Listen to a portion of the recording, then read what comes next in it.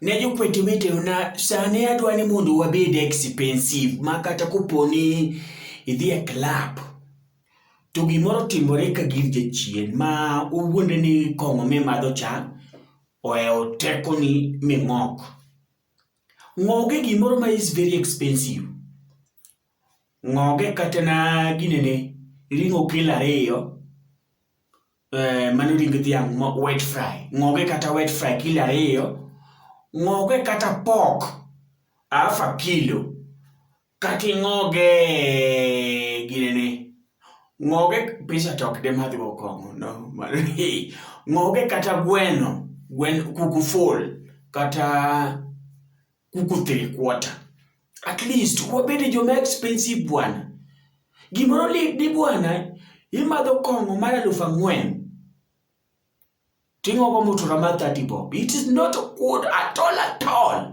Imadho kong'o mar 4,000 tigogo mutura mar mbao. It is not good.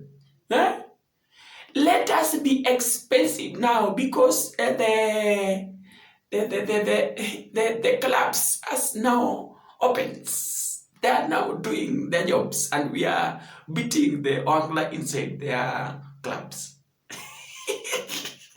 So, te gimin chamo no, koponi imadho kong'o mar 5,000. Tem chiemo michamo obede kata mar 2,500. Watemru wabede expensive nikech sani en gi tiyo gi pesa matin tiwuok idhi ot nikech kochakore sa 11 nyaka sa 4 tiwuok idhi ot ka jam pok omaki. 10,000 ok nyal rumo. Koro ne kuongi chiem Slay Queens tafadhali. Kama mtu anataka kukununulia pombe, hakikisha kuna nyama iko mbele kabla hujaanza kukula.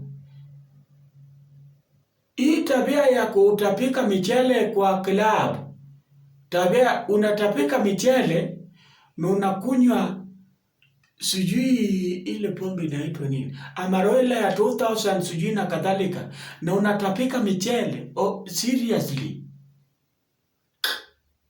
it is not good at all. Let us be expensive for now.